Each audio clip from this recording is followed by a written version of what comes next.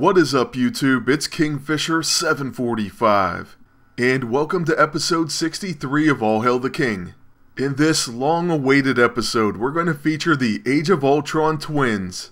So we'll have a team up for Quicksilver, one for Scarlet Witch, and one with the twins together. Now, for anyone who missed the original podcast, I'll go ahead and post a link in the description below. So make sure you check that out. Now, our first team up is going to be with the twins together, and it's certainly a viable team.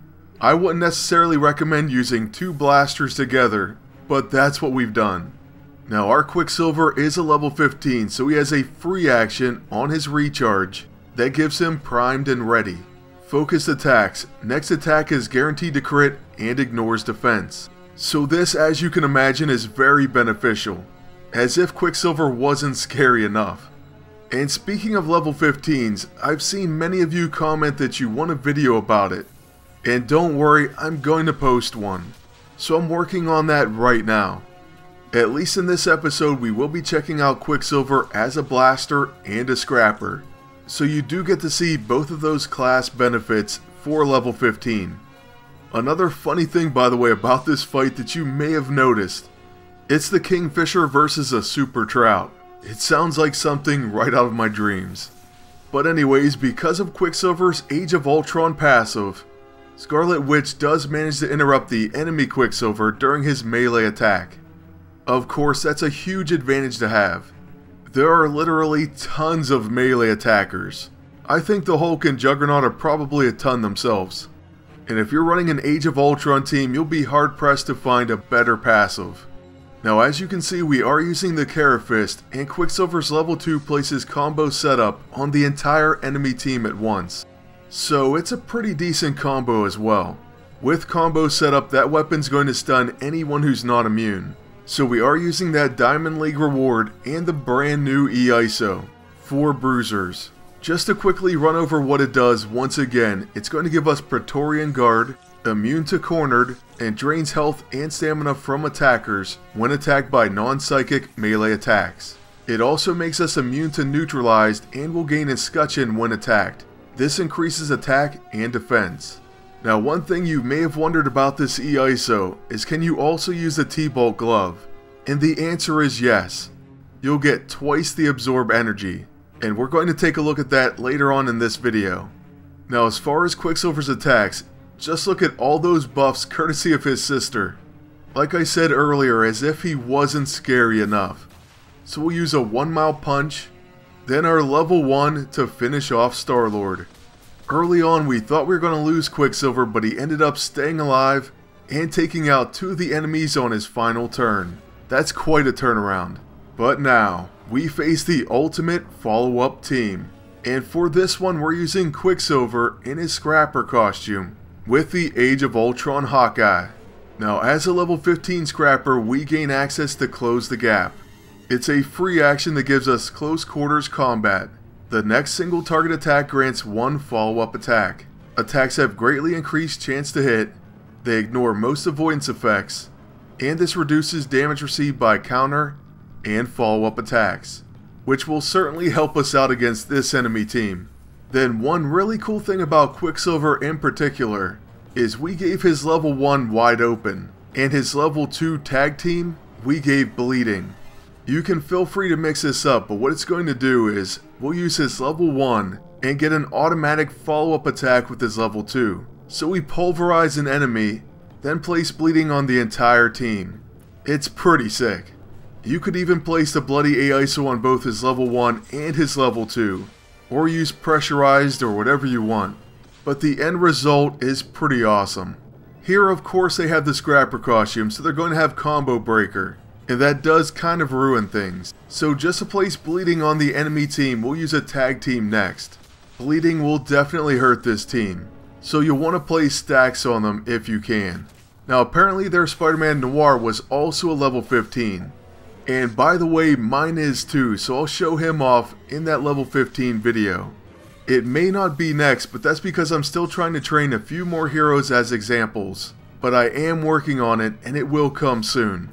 Now, another reason I did use that tag team was because we want to use the Carafist. And like I said, it's going to be a guaranteed stun. So the enemy wasn't immune, and they have to skip their turn. Then with Hawkeye, we're going to use Pinpoint Target on Rocket, and we're going to try to stun him as well. So here comes our level 6 Trick Arrow. Hey, if you stun this enemy team, then they can't do their combo follow-up loop. Although a Mandible does hit us, the enemy agent dies soon after. Then with Rocket being stunned, it's back to Quicksilver. And yes, our level 15 free action is on cooldown, just like with Primed and Ready. But you'll find out it doesn't matter because after using our level 1, we still have our follow-up attack. And we can do that one more time. So a Blinding Punches, then a Tag Team, and Spider-Man Noir has a few stacks of bleeding, just like that. Then you see the other reason why we love this team up. With Hawkeye and Quicksilver's Age of Ultron passives, we can interrupt both melee and ranged attacks. And not only that, you can get multiple interrupts per attack. So Spider-Man Noir takes 2 hits. And with that Pinpoint Target, there's no chance of him living.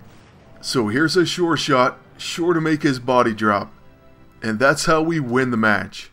So those first two were pretty normal average length fights. But now we're facing the dreaded Penchantress. Or Pestilentress, my guess. This fight of course will be twice the length of the others. Now to begin this one, Scarlet Witch gives herself a quick action. So that comes because of her passive. And we can use either her level 1 or 2 as a quick action. Unfortunately, we're using a blaster and they have a tactician. So we're going to go with our level 2, and I suppose we'll fire it twice on Enchantress. This, unless Thor's attacks are made stealthy, is probably going to be a waste. Because as we know, Enchantress is going to heal all that health back. Speaking of healing though, we get Absorb Energy because of our E-ISO. And we also have the T-Bolt Glove. So once we use that, we'll get Absorb Energy twice. Hopefully we get to see that at some point in this fight. Now Thor had Finest Hour on his level 1, but they have a Protector. So I figured we might as well at least knock him out. This leaves Enchantress to gain back her health and be very annoying, as usual. But I can't be mad about taking down the enemy agent in one hit. Anytime that happens, that's a win. Then speaking of wins, we're going to use the T-Bolt Glove. And now if we get hit by a melee attack, we'll get Absorb Energy twice. So basically every time Pestilence Beast attacks, which is pretty awesome. Oh, and I didn't even notice at the time, but that T-Bolt Glove attack was a quick action, all thanks to Scarlet Witch. So we'll also fire the Legion Pulse Rifle.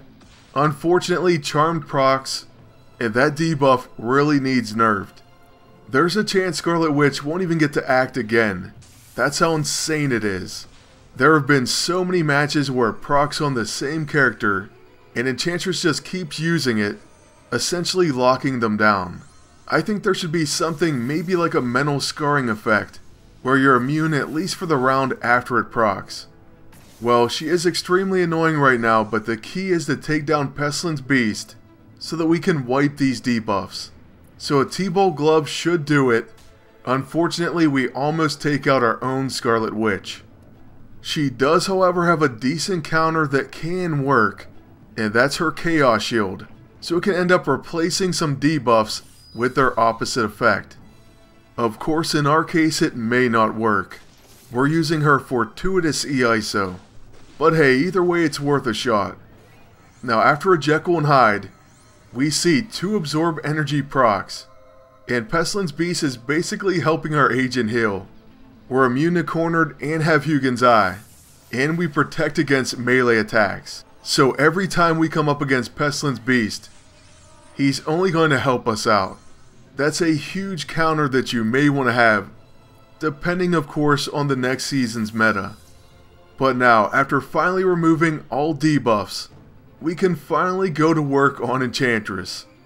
First, with Scarlet Witch, we'll use her level 9, Probability Field. Then with Thor, we once again have Inspire Bravery, and we can use his Hammer Throw to most likely knock her out. Thor does a massive amount of damage, so I'm just going to start wrapping this one up right now. I hope you enjoyed the episode, and I want to thank you all for watching.